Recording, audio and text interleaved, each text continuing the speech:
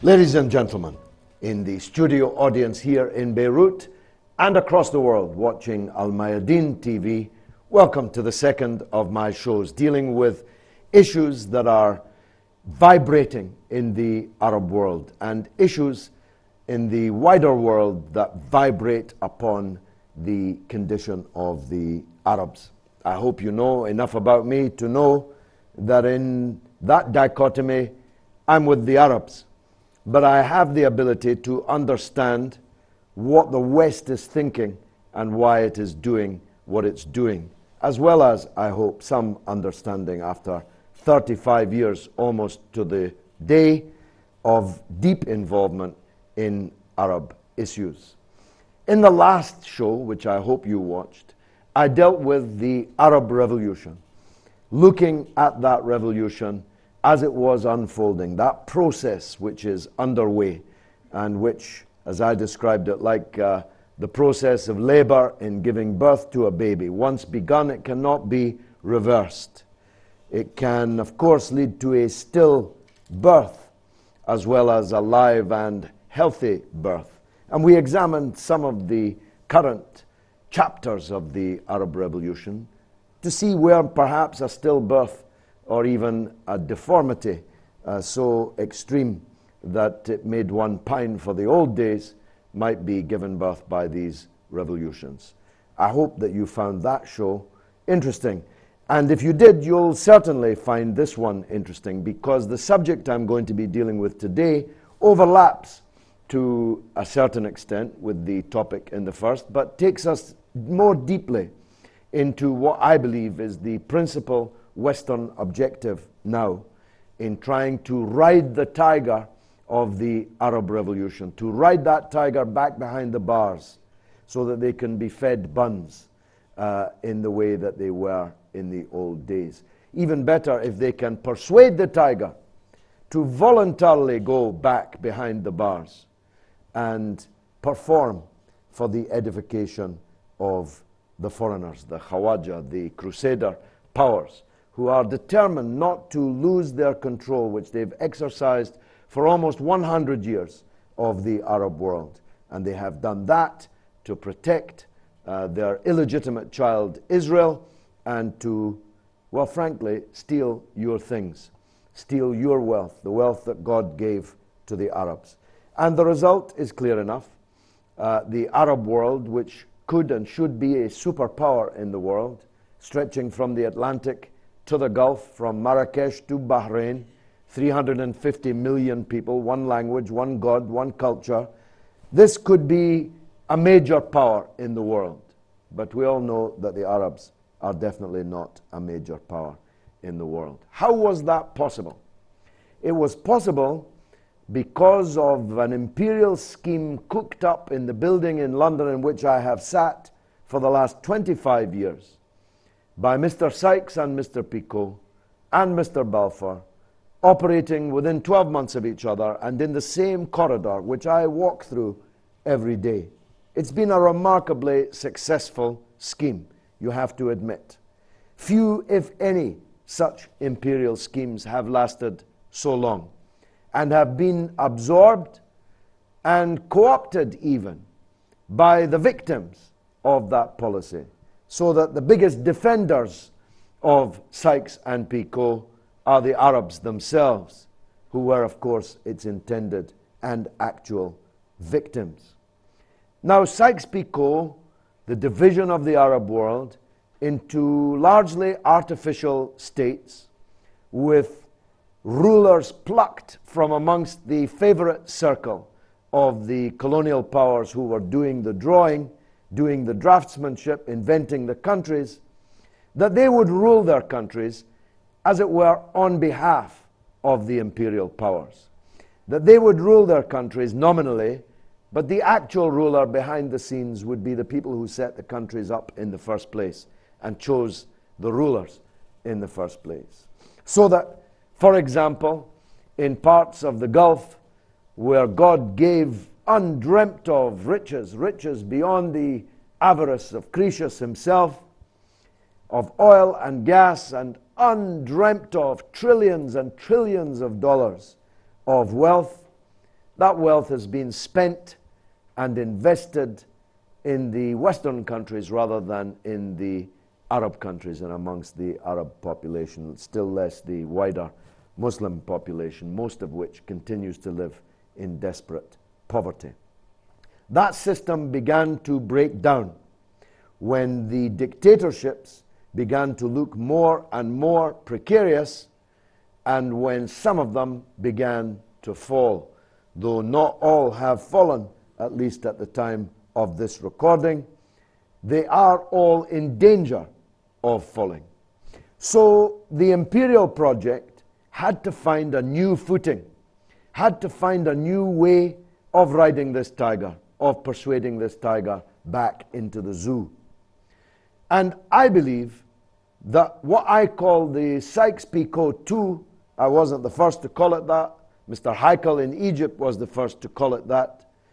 The Sykes-Picot 2 is an attempt to find a new way, a different way of dividing the Arabs so that the same project can continue into the 21st century, and maybe if they're lucky, that one will last 100 years too. And to continue the zoological metaphor, the elephant in the corner of the room, which I haven't yet mentioned, is sectarianism.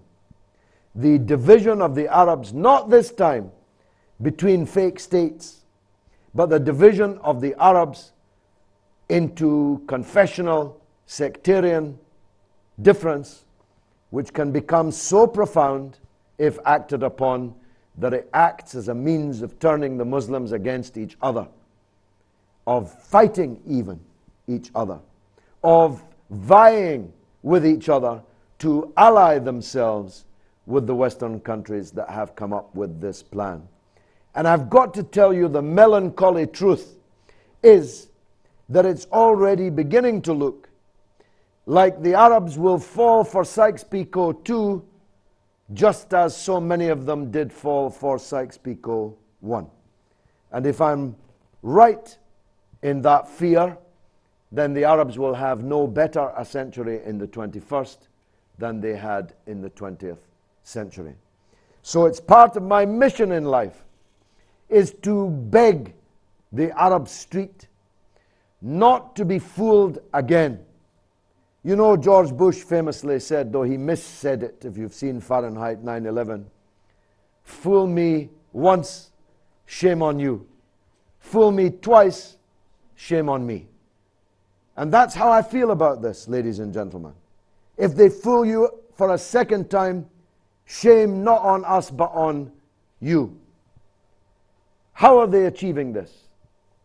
First of all, by completely exaggerating the importance of the differences between Sunni and Shiite Muslims, which are pre-existing, no doubt, which are ancient and historic, no doubt, which are serious at times, no doubt, theological, cultural differences, but not nearly as great as the differences between, say, the Arabs as a whole and Israel, or the Arabs as a whole and the imperial powers that are stealing the wealth of all the Arabs, whether they're Sunni or Shia. These differences which exist are being exacerbated deliberately, are being worked on by men who don't even know the difference between Sunni and Shia, would struggle even to find a dictionary definition for that difference. But what they know is if they support the Shiites here, they can achieve their goals and objectives, and if they support the Sunnis here, they can achieve their goals and objectives, and even better, they can make the Sunnis in this country feel that the Shiites in that country and vice versa are their enemies. Then eureka, you've done it again. As long as the Muslims are fighting each other, hating each other, fearing each other, they won't notice that their wealth is being stolen from underneath their noses, that their countries are being occupied, that foreign armies are literally present in their capital cities. Jerusalem is in the hands of a foreign army. The Arabs are doing nothing about it. And they'll never do anything about it if you keep them busy on a sectarian basis. And of course, it's not just existing differences amongst the Muslims that they are working on. In Egypt, we're told, though anyone who's ever been in Cairo and sees the mosques and the churches cheek by jowl next door to each other, or who goes into a shop, says Salamu Alaikum, is answered Alaikum Salam by a Christian shopkeeper, would necessarily believe it.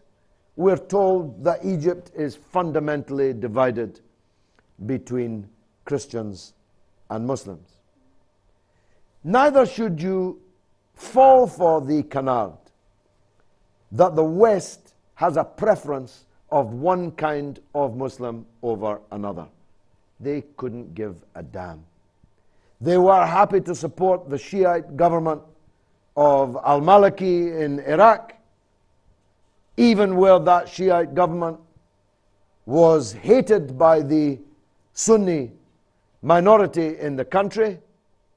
Equally, they'll support Sunni jihadists and encourage them in their quest to overthrow this or that regime on the basis that it is somehow heretic, somehow Shiite or Alawiyin or whatever. A brazen example of this is in Bahrain, the revolution nobody talks about, where the existence of a majority Shiite population is held by many Sunnis in the streets as well as in the government headquarters as a reason not to support the Bahraini revolution, as a reason to wish the defeat of the Bahraini revolution, because what would it produce? It would produce a Shiite government. Well, no, if the revolution succeeded and we had one man, one woman, one vote in Bahrain, we'd have a government of the people's choosing, which is what we're after everywhere, isn't it? But when did you last see the Bahraini revolution on most of the Arab satellite channels, including those satellite channels that now carry virtually nothing except the Syrian revolution and the response, the reaction to that Syrian revolution? Those satellite stations who represent small countries which act as the agents of the imperial system in the Arab world are merely reflecting what the Western powers would like them to do. Much more worrying, for that is understandable, much more worrying is that when you go into a cafe or stop to speak to someone in the street in Arab capitals, as I do, visiting them all the time, from the Atlantic to the Gulf, is the number of ordinary people who have fallen for this. The second ploy is to create an entirely false dichotomy between the Arabs and Iran. The painting of Iran as some kind of devil, some kind of demon that's somehow sitting up late at night planning how to convert all of you to their brand of Islam. Over the last 6-7 years, I've grown to know Iran and Iranians very well. I never met an Iranian who's planning to convert you to Shiism. I've met lots of Iranians who are determined to assist the Palestinian struggle to be victorious. I've met lots of Iranians who are interested in supporting the Lebanese resistance against Israeli occupation and in support of the liberation of Palestine. But I never met one who I recognized as entertaining any dark thought of converting Palestine to Shiism.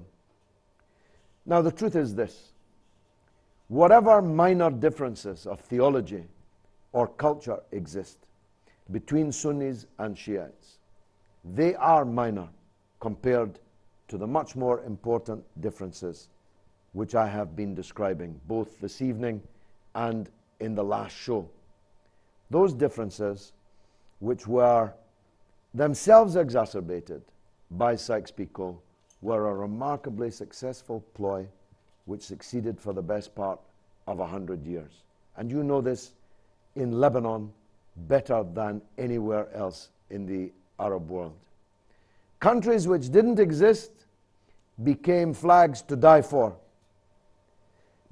People who once were Arabs from Bilad al-Sham were turned against each other on the basis of nationalities given to them by others, and within that, of ethnicities and confessional and sectarian identities, which existed, of course, when this whole area was Bilad al-Sham, but which have been elevated to a point where they're worth dying for, where even the Sykes-Picot national identity is sublimated, becomes secondary to the sectarian identity. Now, your whole political system is built around that. I remember once clashing with the British Foreign Minister, then Margaret Beckett, in the House of Commons. You can watch it on YouTube, in which she hailed democracy in Lebanon. Well, I said up to a point, but of course, there's not actual democracy in Lebanon, is there? If there was actual democracy in Lebanon, Said Hassan Nasrallah would be the president. But he can't be the president because he's not a Christian. Okay, he'd be the prime minister. No, he can't be the prime minister because he's a Sunni. He can't even be the Speaker of the Parliament because he's not a member of the Parliament. But you get the point that I'm making. Sectarianism has been actually built in to your constitution. And of course you can't have a census because a census would reveal the actual balance of confessionalism, of sectarianism in the country, and that would make the whole problem worse. Now, don't get me wrong, I love Lebanon. I'd much rather be in Lebanon than anywhere else in the world, actually, never mind the Arab world. But I'm making the point to you that if you're honest, you'll agree that Lebanese politics is driven by confessionalism, by sectarianism. And I lived here in Fakani when the streets were running with blood in 1977, shed in part on a confessional basis.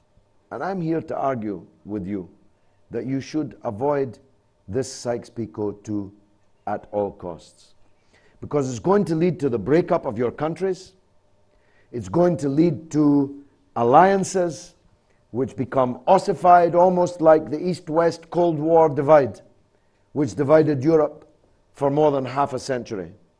You're going to be encouraged in Orwellian terms in the novel 1984. You'll remember how Big Brother used to appear on everybody's screen every day for an hour of hatred, to whip up the hatred of the people against the other, so that they didn't bother themselves asking how come Big Brother is ruling over us here in our own country. That's what it's going to lead to.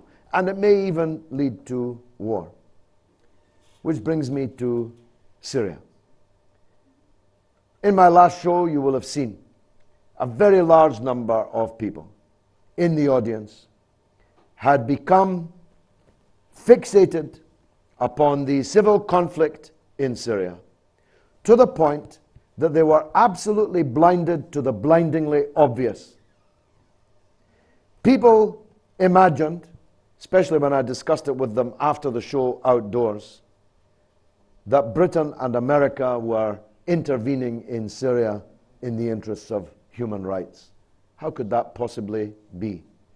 Britain and America are the biggest supporters of dictatorship in the Arab world before and now. Some people thought that the reason for the enmity towards Syria was because it had one family rule. Well, every single member of the Kuwaiti cabinet has the same name. Every ruler in the history of Saudi Arabia comes from the same family. So it really can't be that, can it? It can't be because you have a minority religious sect which contains much of the power or holds most of the power in Syria, can it? Because we are arming the dictatorship in Bahrain, where a tiny minority religious sect holds almost all of the power. It can't be, can it, for any of those reasons.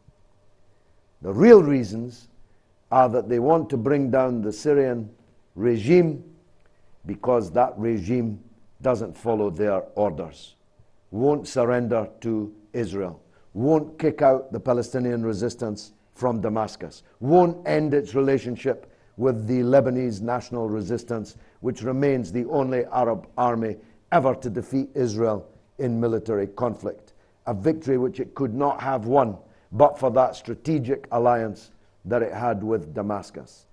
They want to bring down the Syrian regime because it didn't play ball on the invasion and in the subsequent occupation of Iraq. So these people play these sectarian games. And even those currently benefiting from it should beware. People in the House of Commons who don't know where Saudi Arabia is on the map have approached me over the last year or so, and especially in the last few weeks, asking about the Hijaz and Najd. I was astonished. How do they even know these terms? Suddenly they learned these terms. Why? Because already they're thinking, maybe we have to divide what is called Saudi Arabia, and maybe we have to tell the Shiites in the eastern province that actually we might be prepared to support you having your own country because you've got all the oil.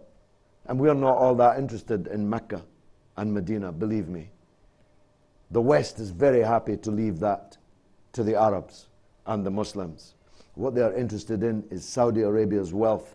And if it becomes unstable enough in Saudi Arabia, you'll discover a new love in the West for the oppressed Shiites in Saudi Arabia. Trust me on that. It's already beginning to happen. We'll hear about the oppression of the Shiites in the eastern province. We'll hear about the scandal that it is that they should be governed in the way by these Wahhabi fanatics. So nobody is safe from this kind of division. Nobody is safe from this kind of sectarianism. And what will be the result? Instead of 23 Arab countries, we'll have 33 or 43 or 63. We won't have countries at all. We'll have emirates like the one currently visible emerging in Libya after the NATO bombardment and the overthrow of the Gaddafi dictatorship. It would suit them well, because then they could divide and rule the Arabs for another 100 years most securely. Thank you very much. You have to know this. The West has no interest in Islam. The West has no interest in differences in Islam. The West has no differences no interest in the situation of Christians in the Middle East. We used to hear it in Lebanon. The West was supporting the Christians in Lebanon. But they're not supporting the Christians in Syria, who are terrified at the possible victory of an Al-Qaeda type insurrection there. They're not supporting the Christians in Palestine, almost all of whom have been given green cards to leave the country and forget it. Please don't think that they care about your religions. Please don't think that they care about your confession, your particular sect. They only care about continuing to own and control the Arab world because of the wealth which lies underneath it and because of the strategic importance which it holds and continues to hold. That's my case.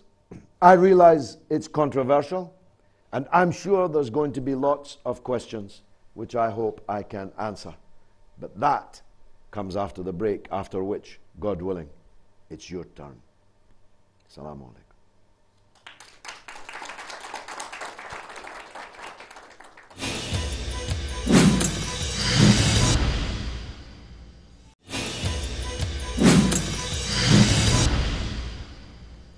Assalamu alaikum. Welcome back to the second part of my show, in which I'm looking at the Sykes Picot 2, as I describe it, the attempt which is underway in this era of Arab revolution to divide the Arabs on a confessional or sectarian basis, the better to keep them weak and behind bars, so that the people who are doing the dividing can make hay while the sun continues to shine.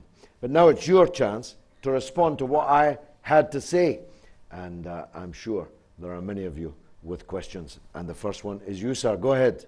محمد حسن، الجامعة اللبنانية، كلية الحقوق. بعد الثورات المتتالية التي حدثت في الشرق الأوسط واللا استقرار والتقسيم الذي يسعى إليه الغرب في الشرق الأوسط، وتقسيم سوريا وضربها كون الدولة الممانعة الوحيدة اليوم، ما مدى إمكانية حل الأزمة في سوريا؟ وما مصير خطة أنان؟ وهل ستنهض بسوريا من جديد؟ وشكرا. Well, I support the Kofi Annan plan, of course, and most of the world supports it. In fact, the only people who don't support it are the Crusader powers and their servants in the Gulf, and the forces which they are arming and funding in Syria. Because it's obvious that the era of totalitarian rule in the Arab world is coming to an end, must come to an end, and that includes in Syria. The question is how to get from where we are now to a Syria that's free from totalitarian rule. It clearly cannot be done by the forces on the ground, even with the mighty force of Qatar behind it. The Syrian revolution, as described, cannot overthrow the Syrian regime.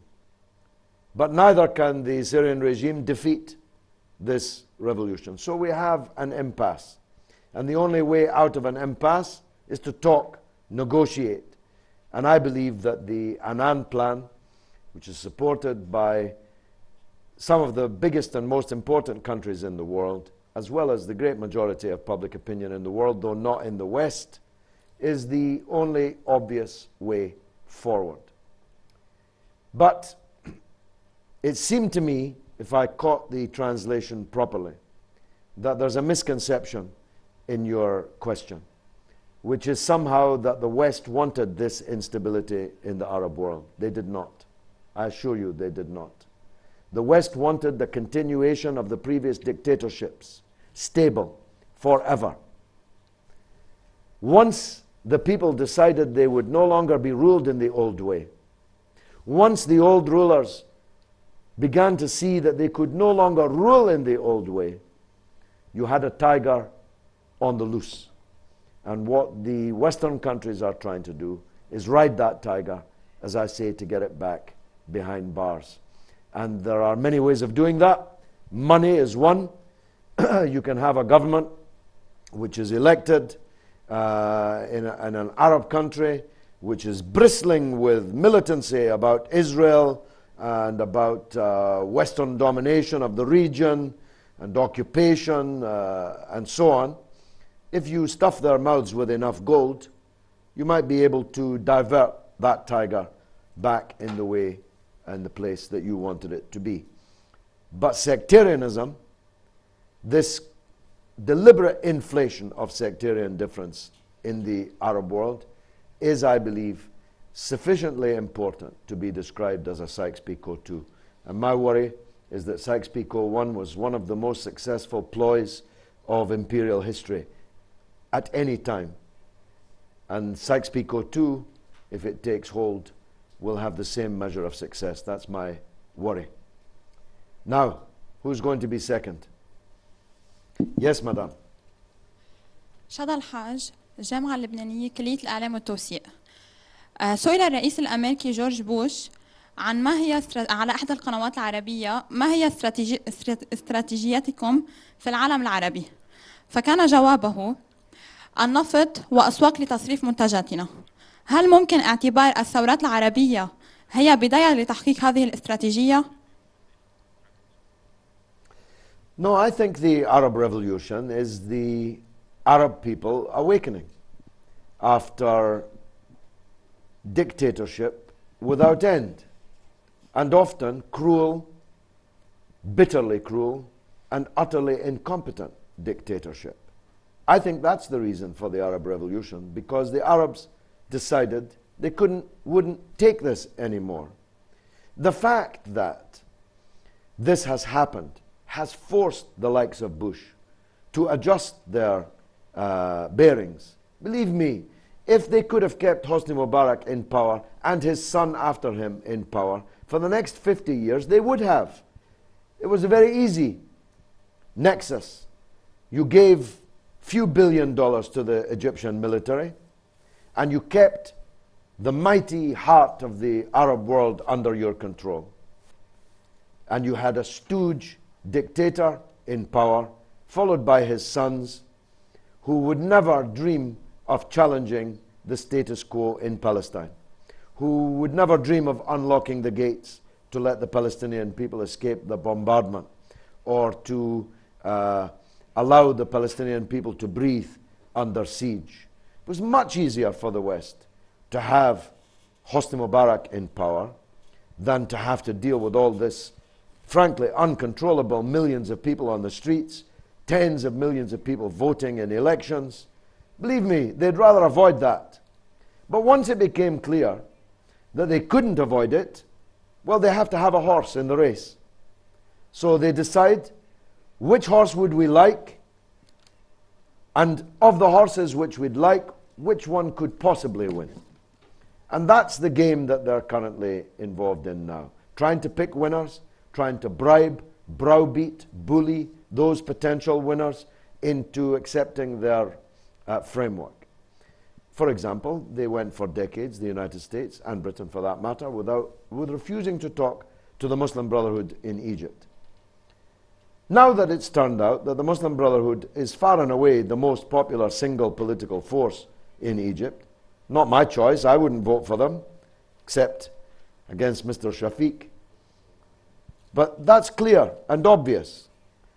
So they have to deal with the Muslim Brotherhood. How do they deal with them? They force concessions out of the Muslim Brotherhood on Israel, on Camp David, and on economic and broader geopolitical issues. So that's the game. But don't fall for the idea that because we're in the middle of what looks like chaos, that somehow the West engineered this and the Arabs don't want it.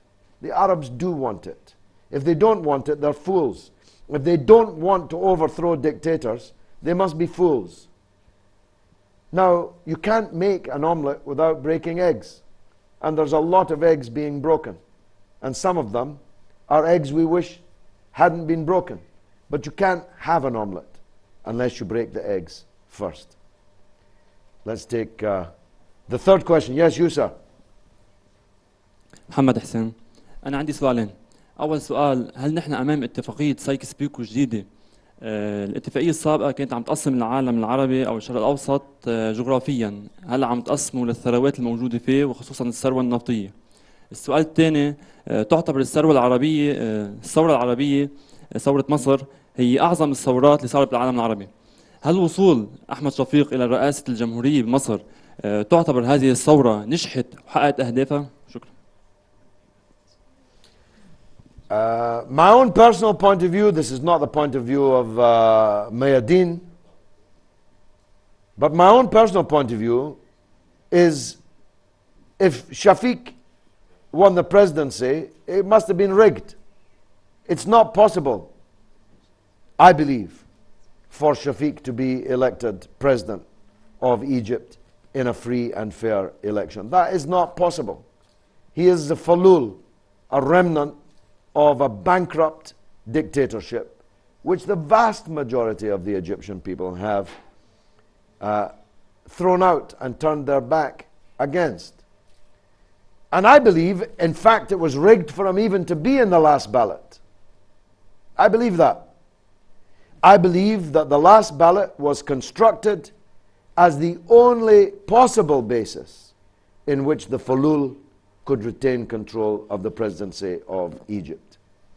Because Shafiq ended up fighting the guy who wasn't even the first choice of the Muslim Brotherhood. He was the spare wheel in case their actual candidate was ruled out, which he was, on completely unjustifiable grounds, in my opinion. So, if Shafiq had been facing Abul Futuh, then Abul Futuh would have won in a landslide. Even, it turns out, if he'd been facing my friend Hamdin Sabahi, he would have defeated Shafiq in a landslide. The only possible victory for the Falul was if Morsi was the opponent in the final ballot. So I believe the first round was rigged. And at the time of recording this, I don't know what will happen in the second round, but if Shafiq wins it, for me, it's a fraud. But that will not be the end of the Egyptian revolution. If Shafiq has won the presidency, you can be sure there are already millions of people on the streets of Egypt rejecting this outcome. You can be sure that Tahrir Square will be full over and over and over again. The revolution will not be defeated because Shafiq was elected as president. For a start, there's a parliament in which 75% of the seats are held by the two main Islamist parties, and other Islamist forces also have seats in that parliament. More importantly, the revolution has millions of people. And thirdly, Shafiq will not be able to change anything for the better in Egypt. In fact, it will be a continuation of more of the same, which will generate exactly the same kind of revolutionary pressure. So, don't lose hope in the Egyptian revolution. I certainly will never lose hope in the Egyptian people. Who's going to be the third questioner? Yes, madam. Kamila Majdoub. I'm a journalism student in the Lebanese International University. You mentioned the foreign attempt to weaken the Arab countries by dividing them in order to control them. And the solution would be uniting them. And I'd like to know how. Well, it's really your business how. I'm just here to tell you that it would be better if you could. And I don't know why so many people can't see that. If you look at the European Union, with all its troubles over its single currency, it is a cultural, economic, and political superpower in the world. Its historic importance is obvious. If Europe is united on something, then it usually gets its way. That's because they're united. Even though Europe is more than 100 languages and you are one. Even though Europe has tens of religions and religious differences and you have far fewer. Even though Europe fought each other with 100 million dead in the lifetime of some of the people watching this program this evening. And in the longer, early 20th century period, another 25 or 30 million dead. The European countries hated each other for millennia, but they knew that together they had to be more important in the world than separate. Why can't the Arabs see that? You have far more assets in this regard than the European Union will ever have. You have this gigantic territory all the way from the Atlantic to the Gulf. 350 million people. All this oil, all this gas, all this water, all this agricultural land, all this tourist potential, all this money in your sovereign wealth funds. Not yours, but the Arab countries that have a sovereign wealth fund are the richest organizations in the entire world. They're practically the only economically viable organizations left in the world. So the Arabs should be a superpower, but they're not. Why? Because they're divided. How have they been divided? By Sykes-Picot. How do they plan to keep you divided? by Sykes-Picot too, by having you asking whether your neighbor is a Shiite or a Sunni, by having you fixating on the need to have a government which is Sunni or Shiite, depending on your own confession. This is madness. A blind man could see that they're trying to fool you all over again in this regard. To me, that's obvious. But a lot of Arabs are falling for it. I know why the rulers are saying it. I know why the rulers want to make the false dichotomy that everything in the world is the Arabs against Iran, or in the Arab world, the Sunnis against the Shiites. What I'm more confused about is why so many on the Arab street are ready to fall for that. How can you do it? Well, you can listen to me. You can listen to those in the Arab world who continue to argue that there is no reasons for the Arabs to be divided. Just a few years ago, I met a 93-year-old man called Dabbas in Jordan. Over the lunch, I said to him, this means that you were alive before there was anything called Jordan.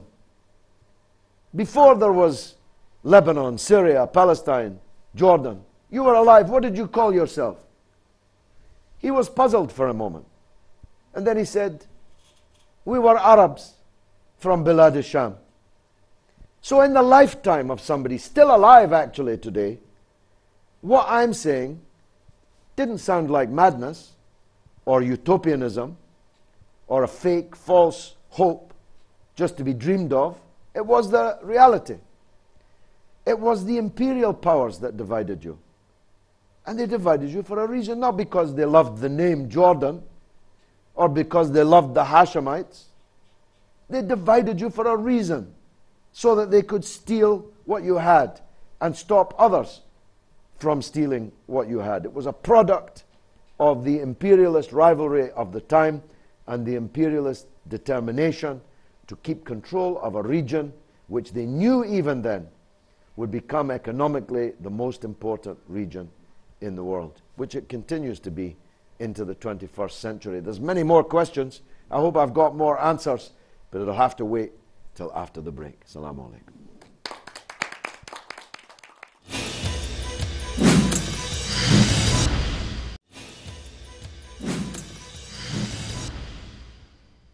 Assalamu alaikum. Welcome back to our debate on what I'm calling Sykes-Picot 2, the brazen effort to further divide the Arabs in this new era where dictatorships are falling, division on a sectarian basis. That's what I think is the biggest danger facing the Arab world today. We're on part 3, so that means it's mainly your agenda. You have to tell me what you think of my case, my thesis that I'm advancing here. I'm ready to defend it against all attackers. Yes, sir, you're the next. بعد مشاهدة نتائج أولية للثورات العربية لاحظنا أنه عم بيصير في تحويل لسبب هذه الثورات. كان الصراع عم بيكون صراع طبقي عم بيتحول لصراع طائفي. فهل هذا الشيء كله من مخطط له قبل اتفاقية سايكس-بيكو جديدة؟ بعد هذا الحكي بعد مراجعة اتفاقية سايكس-بيكو وبعد قراءة كيسنجر، ومن بيد من الحل؟ هل الحل بيد اليسار العربي؟ وشكرا. Well, I think that social antagonism between classes is as natural as the night following day. I believe that Marx was right when he described the history of all hitherto existing human society as the history of class struggle. The Arabs have had no meaningful class struggle because the Arab world has been frozen because of the extraordinary national question which has been posed of them. At the end of the First World War, we had the Arab body dismembered and cut up by foreigners for their own interests. And it had an implantation into its heart in the settler state of Palestine, which they now call Israel. They inserted this into the heart of the Arab world, and it has poisoned the Arab body politic ever since. So normal politics, the kind we have in Europe or elsewhere, where the people who depend on their labor to live have a ceaseless political struggle with the people who depend on other people's labor to live, has effectively not been present. And the development of a working class in the traditional sense has not actually happened in many Arab countries. Added to that, the completely distorting presence of petroleum wealth, which has, as luck would have it, been largely found, not exclusively, but largely found in Arab countries, which are made-up countries. I mean, what's the difference between Saudi Arabia and Qatar? Why is Qatar not in Saudi Arabia? Why is the United Arab Emirates not in with Qatar and Saudi Arabia? Why was Kuwait not in with Iraq? These places were all carved out by the British, principally, in order to better divide the people so that you could control it. The presence of this mega petroleum wealth has added to the national question in the Arab world and has completely distorted political development. And you will never get on to normal politics until you resolve this national question. Until you resolve the fact that there is a foreign army now surrounding the Al-Aqsa Mosque, from the roof of which the Prophet Muhammad ascended and returned with the revelation. How can you accept that? Until you deal with the fact that the Church of the Holy Sepulchre is surrounded by a foreign army of largely Western settlers, now buttressed by Russian settlers. How can you accept that? How can you accept that the Church of the Nativity, where Jesus was born, can be fired upon and set alight by a foreign army? Until this is dealt with, normal politics in the Arab world will not develop. And until you deal with the division, the fake, falsified division of the Arab world, you will not have normal politics in this region. And now, just when it might have been possible, in an era of revolution, to begin to unite the Arabs, along comes the sectarian question to divide them all over again. This time even more dangerously, because at least Sykes and Picot set one so-called nation against another, one so-called Arab country against another. In Sykes-Picot too, the division is inside the country. The enemy is within, not without. And I think that that is pregnant with the possibility of a disastrous century or more for the Arabs, and I'm here to caution you against it. Yes, madam. Zena Anani, a radio TV student at the Lebanese International University. As we all know that the first Sykes-Picot was made by the Britain and France. So this debate was about a new Sykes-Picot. From your point of view, who will be the new Sykes and the new Picot? Thank you. Bush and Blair, Cameron and Obama, Sarkozy had his turn. Even Berlusconi got to take Italian forces back to Libya. Imagine. The Italians killed 25% of all Libyans during the fascist era. And some Libyans asked them to come back and bomb them all over again. There's no Sykes and Picot as such. Sykes and Picot actually were not frontline politicians. Sykes was a member of parliament like me, and he was attached to the war cabinet because he was held to be an expert on the Arab world, though that expertise actually was confined to having once been on holiday in the Arab world. That made him an expert. Mr. Picot was a more professional, classical Quai d'Orsay foreign policy specialist. But they drew the maps for the political leaders, and they persuaded the political leaders in Britain and France. They had a bit more trouble persuading the Americans, who at that time under President Wilson were more in love with the idea of democracy than they would subsequently be. But the Sykes-Picot thesis was, look, we have a spare king here. We have somebody who might make not a bad king there. This person's been rejected there, so why don't we invent a new country and put them there? And you know, these people will be beholden to us. We'll keep them in power. And in return, they'll make sure that nobody else gets in, and that whatever wealth can be taken from that place comes to us and for the benefit of our empire. Sykes in particular was a very fascinating figure who managed to combine an intense hatred of Jews with an intense hatred of Arabs. He actually hated both of them almost with equal vehemence, though his remarks about the Arabs were even more insulting than his remarks about Jews. But that didn't matter. He came up with a scheme, and believe me, I go past the room where he did it. I can almost hear them laughing as they sat there with their maps and said, I wonder if they'll buy this. I wonder if they'll accept that. They could not have imagined, neither Sykes nor Picot, that 100 years nearly on, what is it now? It's 95 years on, that there would be Arab armies ready to die to defend the borders which Sykes and Picot drew. There would be Arabs ready to die for a flag which they, Sykes and Picot, gave them. As I move around the Arab world, I see one people, Shahab Arabi Wahid. For me, that's obvious. You speak the same language, you watch the same movies, you eat more or less the same food, you like the same music, you worship the same God.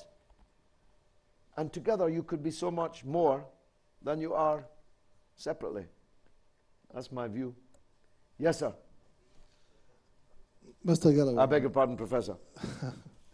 My question here is, in fact, touches the last point you mentioned before the break regarding the why Europe is Europe today, united and strong, why the Arabs are weak despite the differences that lasted for hundreds of years and more in Europe, and despite the fact that the Arabs had more in common, things in common than in Europe. In Europe, they've come across all these issues and solved it, and they adopted some principles, new principles based on human rights throughout Europe. In Europe, they have 27 recognized languages today, 27 countries in the in the European countries, and in the future, I believe it will become United States of Europe, similarly to the United States of America. In our countries, as long as we keep saying what religion you follow, or what sect you belong to, we will never find a solution. This is the key point, I think, today. Very good point, Professor.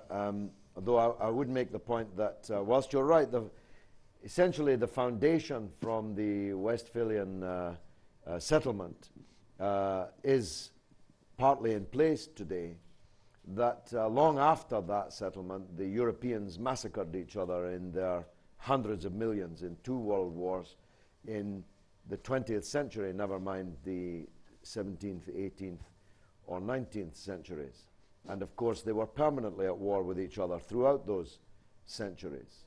And but you're right, on the basis of a nation state. Neither should you underestimate the existence of sectarianism in Europe. In my own country of Scotland, I can assure you that what school you went to and what football team you support continues to be a major factor in whether you get the job or not.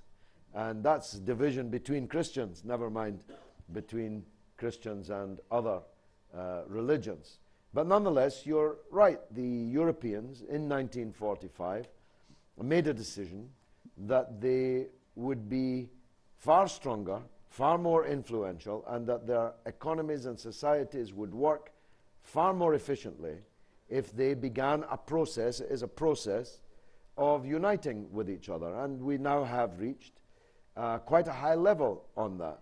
It is a joy, I must tell you, to travel around the European mainland. I'm leaving Britain out because Britain's only half in and half out of the European Union. But when I go to the European mainland, it is a joy to be able to drive from one end of Europe to the next without ever once stopping at a border, showing a passport, being searched or going through customs. It is a joy to be a European at this moment in time, notwithstanding the problems of the European Union. But for you, it would be much, much easier. Because my problem is, if I am stopped at a border in Europe, I can't understand what the people are saying to me. And they can't understand me because British people don't know anybody else's language. And they don't know, by and large, our language. Though in places like Holland, where my wife comes from, actually the standard of English is better than it is in England. But by and large, the linguistic difference between the European peoples is a major problem. And yet, they have managed to build this unity. You, on the other hand, all speak the same language. This is a fantastic asset. Imagine if we had a United States of the Arab world, or even an Arab Union. Keep the flags, keep the borders, keep the states, but at least cooperate in a union. But we're going in the opposite direction now. There's no doubt. I could ask you, maybe I will in the next part of the program, who here, you know, there was a book once, Who's Afraid of Virginia Woolf? Who's afraid of Iran? I find a lot of Arabs are afraid of Iran, and I don't understand why. Iran has never invaded anybody for 350 years. I wish I could say that about my own country. In fact, Arab countries invaded Iran. I've never understood this fear, this sense of Iran as somebody that you could unite with the Crusaders against. A group of Muslim countries being ready to unite with the Crusader armies against a fellow Muslim country that never did you any harm. That's my point of view. We'll hear what yours is after this break. Assalamu alaikum.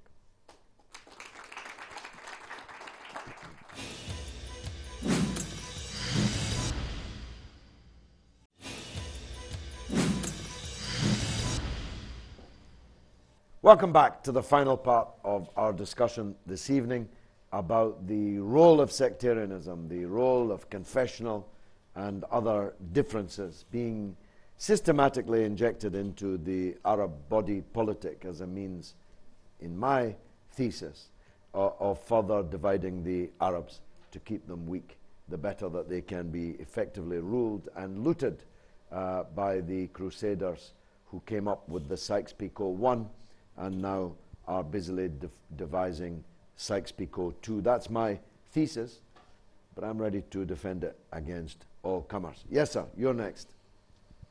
أستاذ جورج، حضرتك عم بتقول انه بتنظر للعرب بتشوفهم كلهم شعب واحد، عرب ما بتفرق بيناتهم.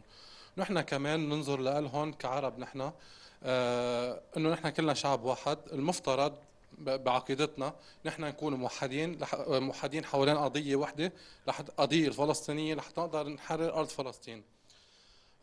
ولكن الثورات يلي كنا عم نتحدث عليها بهيدي الحلقه، قبل الثورات كنا نسمع بالطائفيه والمذهبيه بلبنان معروفه، بالعالم العربي بكثير بلدان ما كان معروفه. يعني مثل كنا نحن نطلع على سوريا ما حدا يسالنا شو مذهبك، ما حدا يسالنا شو طائفتك، ما حدا يسالنا شو اسمك. للأسف الثورات يلي صارت من أهم إنجازاتها كانت أنه كرست المذهبية وكرست الطائفية، وبدل ما تجمع العرب وتوحد العرب حوالين قضية وحدة عم نشوفهم شيئا فشيء عم بيصير في عندهم صراعات مذهبية أكثر مما كان موجود بلبنان عنا، عم بيصير في عندهم قتل على الهويات. فأنا لما بدي شوف النتائج الأولية، إذا بدنا نتفق أنه هيدا مش النتائج النهائية لهيدي الثورات. طب إذا النتائج الأولية هيك، النتائج النهائية كيف المفروض تكون؟ وهيدي الثورات نحن كنا بنتأمل ببدايتها لما كنا معاها وكنا مشجعينها ومحافظينها، كنا بنتأمل ببدايتها أنه توحد العرب ما تقسمهم أكثر. وإذا بدنا نقول يعني اللي عملوا، يعني اللي شرارة الثورة الأولى يلي بلشوا بالثورات ما حدا منهم شفناه لا بمجلس نواب لا بمجلس شعب، ما حدا منهم شفناه استلم رئاسه. صار في مثل كانه ناس عملت بلشت ثوره، ناس حملت اعباء الثوره، ناس انقتلت لحتى تتخلص من ديكتاتوريات كانت موجوده، وناس ثانيه اجت على باب المستريح استلمت الحكم، وهن الاسلاميين بمصر والاسلاميين بتونس. نحن مسلمين يعني انا مسلم وافتخر بذلك. بس الحكم الاسلامي بظل الاخوان المسلمين والسلفيين ما بظن ابدا انه حيودي لديمقراطيه، ما بظن ابدا حيودي لتحرير فلسطين. موجودين الاخوان المسلمين والسلفيين من كثير زمان، ما قدروا يحرروا مصر من حسني مبارك لحتى يحرروا فلسطين. اقصى ما يمكن يعملوه هن انه يحذفوا مشاهد من افلام عبد الحليم حافظ ويوقفوا ويسجنوا عادل امام. فمتصور انه هيدي وبتونس يعني وتحليل الزوجات الأربعة، ويعني هيدي قراراتهم كانت. شفنا بمصر في كامب ديفيد صار في إصرار عليها، صار في تأكيد على الإكمال بطريق كامب ديفيد. فما بعرف بقى لوين يعني شو بعدنا ناطرين وشو بعدنا عم ندعم بهيدي الثورات اللي كانت موجوده. واذا احمد شفيق طلع رئيس جمهوريه مصر، لو حضرتك عقبت على الموضوع، اذا احمد شفيق رجع رئيس جمهوريه مصر، ليش نحن ما بدنا نقبل هذا الواقع بما انه هيدي هي الديمقراطيه؟ واذا نزلوا في القاهره 18 مليون 20 مليون فيها عدد سكاني، اذا نزلوا مليونين وسقطوا حسني مبارك 18 مليون الباقيين او 16 مليون الباقيين، مع مين هيدول كانوا؟ وشكرا. Well, I really think that you're too pessimistic. And I think you're not grasping a central point I've been trying to make, which is that revolution is a process and not an event. These revolutions are very, very young. The French Revolution took 10 years. The Bolshevik Revolution took 6 years. The Arab Revolution is only just a year old. And a week is a long time in politics. What about a year? 2, 3, 4, 5, 6, 10 years. What's begun is a process. And that process will continue. And sometimes we'll take 2 steps forward. Sometimes we'll take 1 step back. Sometimes 3 steps forward. But 5 steps back. Anything can happen. Because it's dependent upon human application of their own power and their own confidence in themselves. Now I infer from what you said that you are an Arab nationalist, a progressive and an Arab nationalist. I'm kind of that way myself. But we can't blame the Arabs for not voting for Arab nationalists. You can't invalidate their choices because they didn't choose you. That's the negation of democracy. We might as well not have democracy if we're going to do that. I never supported Hamas, but I recognize that the Palestinians elected Hamas. I wish, as I've said before, that all the Arabs were carrying pictures of Che Guevara, but they're not. What can I do? It's their choice. All I can do is try to persuade them of this or that. But the decision is theirs. And the Tunisian masses decided to elect the Islamists. The Egyptian masses decided to elect the Islamists. We have to get over that. If we don't get over it, if we appear to be the dog in the manger, as we say, the churlish misanthrope about it, then actually we'll become even less popular than we are in the Arab world now. We have to face certain facts. Arab nationalism had its chance, and it was a complete failure. In its Ba'athist form, I mean, Saddam committed a lot of crimes. The Assads have committed crimes. The Ba'athists have committed crimes, but the biggest political crime which they committed was that they ruled 2 important Arab countries for decades. And they spent those decades hating and fighting each other instead of uniting with each other. Imagine if Iraq and Syria had united as one country in the last 30 years. How different the Arab world would look today. But they didn't, because they were more concerned about who would be in power, who would be in control of this or that. It's a shame. If I was in the Ba'ath Party, I would argue for its dissolution. close it down. It's a historic failure. And the same can be said of other Arab nationalist trends. They completely failed. That's why the people are voting for Islamists. That's the truth. We have to face that truth. I speak as somebody on the left who believes in socialism. The fact that the vast majority of the people in the world don't want anything to do with socialism, there's no point in me blaming them. I have to blame me. I have to blame us. I have to blame our ideas for being such a failure that we are unable to persuade people of them. Yes, sir, the gentleman at the back. I have few comments regarding what you have just said. First of all, you present elections as a utopian ideal system. I will quote Stalin, who was very undemocratic. He said, it doesn't matter who votes. After all, it matters who counts the votes. And if I want to tackle the American system, where it's all about tycoons being elected to the Senate or to the presidency, then we're talking about misrepresentation. If I want to take another system where there is no elections whatsoever, I believe that Cuba is still more democratic compared to the United States. Even if we take, for example, the case of Great Britain or the UK or France, who were the ones who were elected to power in the past 30 or 40 years? It was always rich people. You're talking about Arab nationalism, that it failed. Arab nationalism, it didn't fail because of flaws in the ideology or the system. There were flaws, there were mistakes, and there were too many other things. Arab nationalism is not only represented by the Ba'ath Party. The Ba'ath Party, I believe that they had their faults as much as the Islamists have their faults. But when we talk about Arab nationalism, why it failed because it got defeated in a battle against the West in the beginning. Let's talk about Nasser. Let's talk about 1967. Let's talk about the plots and conspiracies that befell all true revolutionaries, how they got killed, how Wadi Haddad was wiped out from the scene, how he got poisoned, how other people, George Habash and others, they had their failures, but they were defeated in a battle against the West. So we cannot blame only the idea. We cannot blame communism because it failed because of its own failures. But we can blame also that this ideology was defeated in a battle, in a phase in history. But this doesn't mean that the idea by itself is a failure. So I believe that when you talk about Islamism, with all due respect, I was visiting Turkey. I was invited by Islamists there. They are my friends. But their concern when they talk about moderation is that we don't have to fight Israel. We need to replace one enemy by another. We need to create a rift in the Arab world. Shi'ism now. When we talk about history, if we go back 1,000 years ago, Egypt itself was a Shi'i state.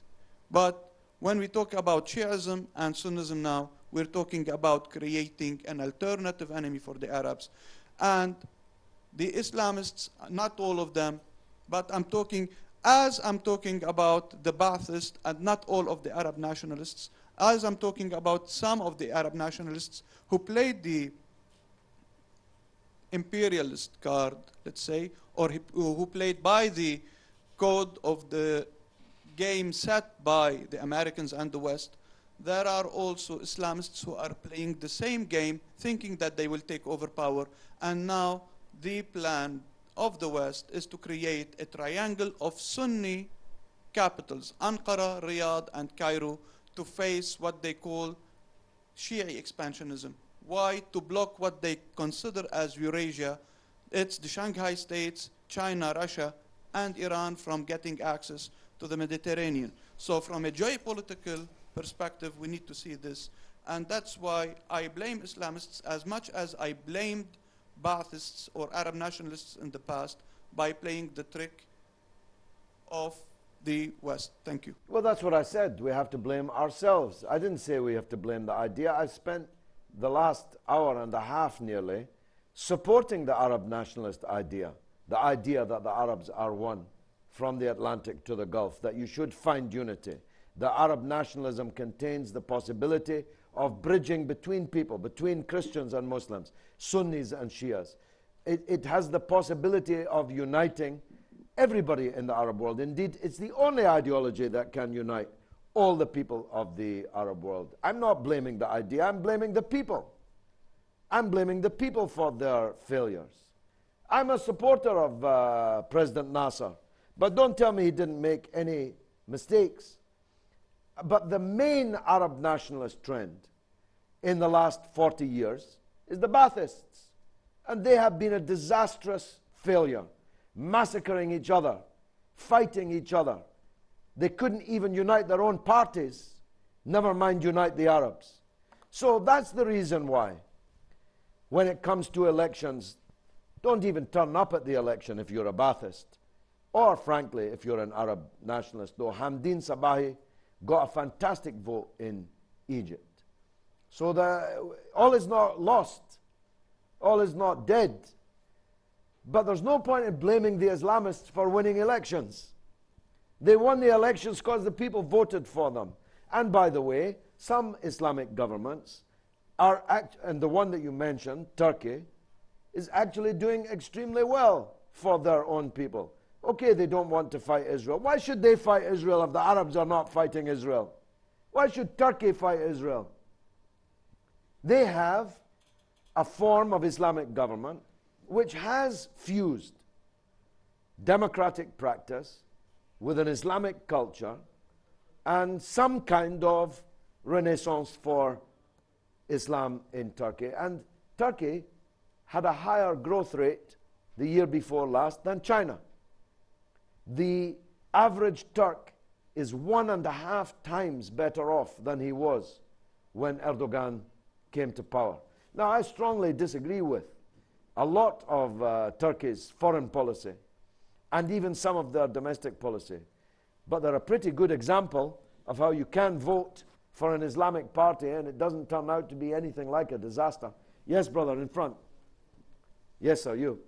مستر جورج، تحدثت عن سايكس بيكو جديد للمنطقة وأنه هو القائم على أساس مذهبي طائفي حذرت منه.